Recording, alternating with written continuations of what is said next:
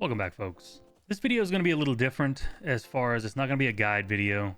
It's more a video based on the current state of Stalcraft. And as anybody who's played for a while and currently plays, you know it's not the best right now. There's some things that could be done, in my opinion, that would help the game quite a bit. Don't think they'll actually do any of these things, but I figured I'd make a video about the current state of the game and things I would like to see changed to hopefully boost the game's player base again. There's some aspects of this game that I think turn players away after a certain point, and there's some quality of life stuff that could be done just to make the game in its current state more bearable. First of all, about the current state of Stalcraft, anybody who's played since the beginning, they know the numbers have been dropping.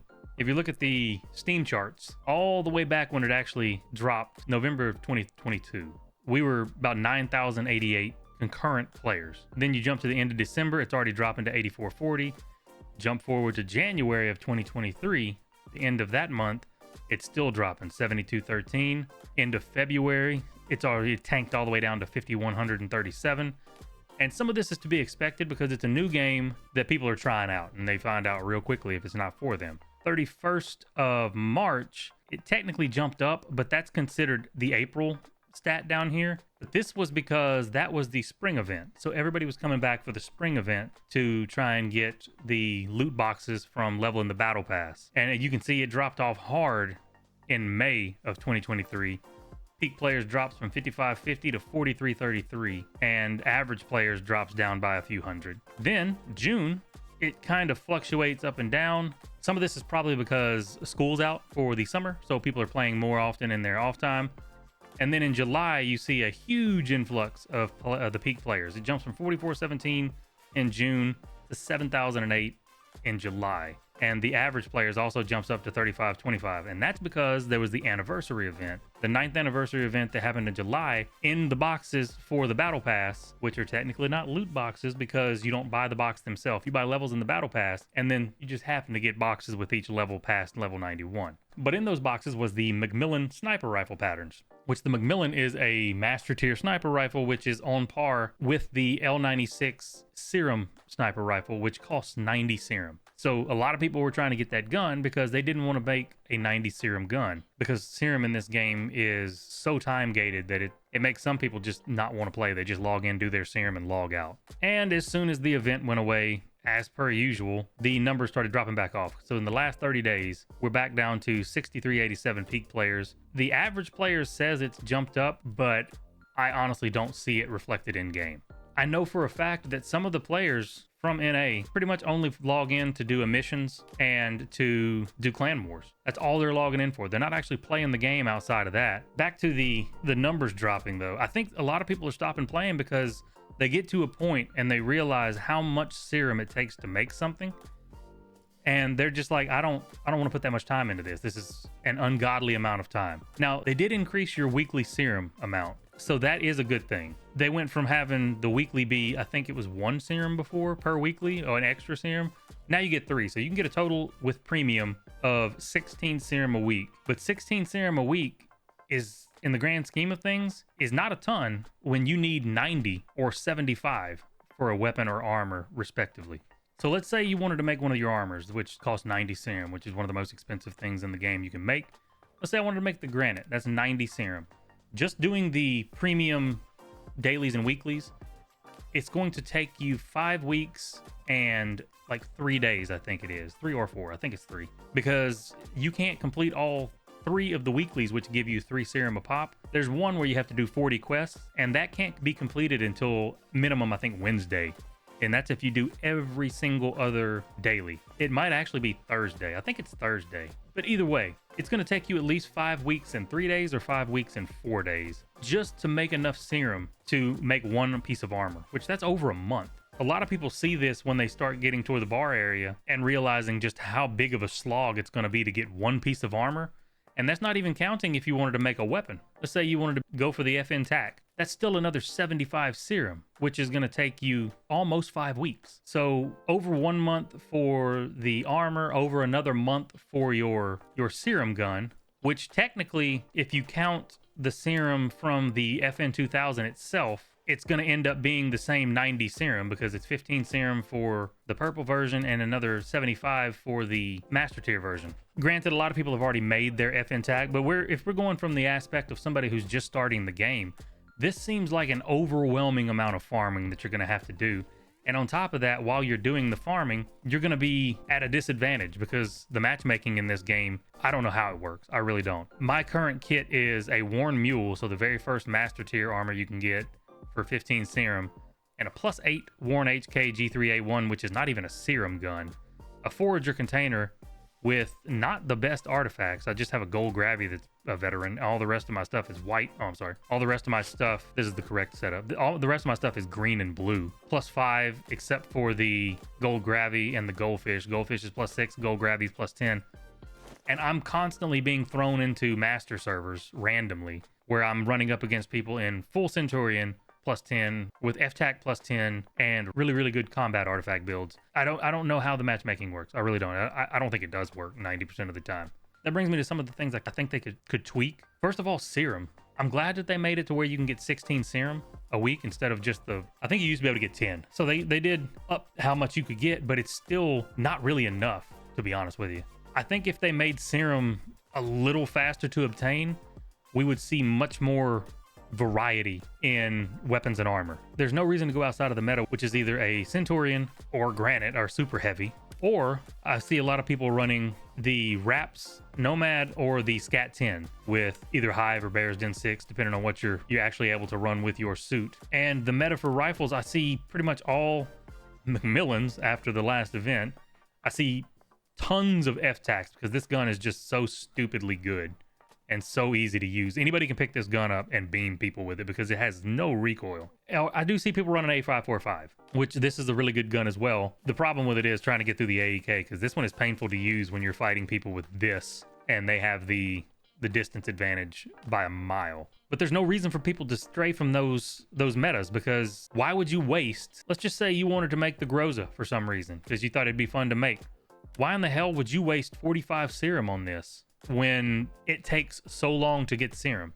Ash 12, why would you waste 45 serum on this? HK, which I'm going for the full master HK on both my characters because I'm hard-headed and I want to use something that's not just meta. But for most people, why would you first of all waste the 45 for this plus the 25 serum for the mag to make this a 50 round drum instead of a 25 round mag? Like, I would love to make the Vector, but I'm not wasting 15 serum on it. There's no point to waste 15 serum on a Vector when it's such a niche gun, but it would be a lot of fun to use if serum wasn't so hard to obtain. I would love to make the PKP. This gun looks like it would be a ton of fun to use, but I'm not wasting 75 serum on a gun that I might not ever use because everybody else is using FTAC. Sniper rifle, there is zero reason to make the L96. That is 90 serum for a sniper rifle when you still have to worry about your main rifle and your armor. So that'd be another 5 weeks and 3 or 4 days of farming just to get this one gun. MTS, this one seems like a lot of fun. I really do want to make this one as well. 45 serum. WA 2000, another 90. The same thing with armors. If it didn't cost so much serum and the serum didn't take 7 years to get, I'd like to make like the Wraps so that I could run around in it, or the Scat 10 so that I could run a Bear's Den build or something. So I would like them to do something about the serum, either up it, give us other ways to earn it, something. I think it would greatly expand on the types of weapons and armor you ran into when you were out and about doing stuff. I would love to be running around out and about and you actually fight people using other guns than the FTAC or the A545. That's pretty much, or the Macmillan, to be honest with you. That's pretty much all you run into nowadays if you're in the higher level servers. And while we're talking about serum guns and having to farm for so much serum for so long, I mentioned the Macmillan being in the crates. That's another thing I wish they would change and get away from. I wish they'd stop putting exclusive armor and guns and attachments in the crates for events. Having events is great. It revitalizes the player base. Like, they come back when there's something new to do. I don't have any problem with the events. But when you do like you did during the spring event with the Blizzard bound armor and the MAC-10 and the FG-42 whip, and you lock guns and armor behind a random chance loot box. They did the same thing with the newest event we did, the 9th anniversary event. Instead of putting real guns, now they started putting schematics in there for the MG-42 and the Macmillan. And also the stock for the G3 rifle that I'm using right now. It's a white stock that gives you a bunch of good stuff, you know, recoil reduction and things like that. In the spring event, they gave you the optics and the laser and things like that that were exclusive from those crates. You cannot get them any other way. They need to get away from doing that because nobody likes to rely on RNG, especially limited time RNG. Anything from a loot box during the events or a loot box in general, if they decided to add loot boxes to the game, like the RU servers are, where you could actually just buy loot boxes and there's a chance of having a good gun. Everything that comes out of those boxes should be obtainable through playing the game, grinding. That way you have to weigh your options, like I can get it possibly from a loot box with minimal time input, or I can guaranteed get it if I go and farm and grind. I don't want them to lock all that shit behind serum, because serum, as we talked about a second ago, is already one of the problems in the game. I don't think anybody would have a problem with loot boxes in this game if the things from the loot boxes weren't exclusive to having to buy loot boxes. And you can always say, well, you don't have to buy the loot boxes, you can just play the event. Yes, you can. But statistically, the amount of numbers I've seen from people who bought just tons and tons and tons of boxes, how many they had to open before they got what they wanted from it, like the Macmillan Gold part. I don't think it's physically possible to play the event enough in the time that the event is here to get that many crates. I don't think there's enough time in the day to do it, because some of the numbers I saw of the amount of boxes people to open to get that one part is so high that you could have played the event nonstop, not eat or sleep the whole time it was here, and you still wouldn't have enough loot boxes to get that part. So that's another thing I wish they would kind of do away with and change how the loot boxes are. Don't give a shit if you have loot boxes in your game, as long as I'm able to grind out for the stuff that comes out of the loot boxes. Which leads me into my next point, which is give us all the fucking attachments and guns that RU has. I don't understand why we still do not have the UMP. We don't have the MAC-10 that you can grind for. We don't have the AK-105, the blue one. We don't have the blue SCAR. We don't have any of the stocks. We don't have any of this shit that we should be able to do. Like, let me go to Hystrix's RPD. Where is this? Why can we not barter for this? Why? What are we, this under barrel grip right here? We can't barter for this either. Why is there still stuff in the game? I don't think this is in the game either. Like, there's still optics, there's still underbarrels, there are still suppressors, there's still stocks, just like my G3 stock that I'm having to buy crates off the auction house and pray to God I get the G3 stock. I've been blowing all my in-game money on these dumb things and re-rolling them twice and still haven't gotten it. Why are there still things, just basic little things like the UMP? It's a green gun. It's in the fucking tutorial. You get to pick it up off a body, just like you get to pick up the MAC-10. They show you these things, and they're not even in the game, and there's no reason for them to not be in the game. We already have all the master tier armors. Why are white attachments and veteran optics and veteran underbarrels still being withheld from us? I'm pretty sure it's just because they're going to put them in loot boxes for events in the future, like the Halloween event. Same thing with the scanner, the better Buryat. We still don't have that. Why? Why is that still not in the game? Why can't we barter for that? That's my third point, is give us all the stuff that we should have by this point in the game. I don't understand why they're still barricading and holding out on that. While we're talking about guns, please, for the love of God, give us another way to get spare parts. And before anybody says, well, you can get them from dead time. Well, the problem with dead time is dead. Nobody does it. So you can't really get them from dead time. You can get them from airdrops. Me and a group of 4 others, so 5 total. We ran around and did airdrops pretty much for an entire day. We did them in Red Forest. We did them in Yanav. We did some in Backwater. Sugar drops, battery drops, all of them. Oh, and Lemansk. We went to Lemansk and did airdrops. We saw 3 spare parts total.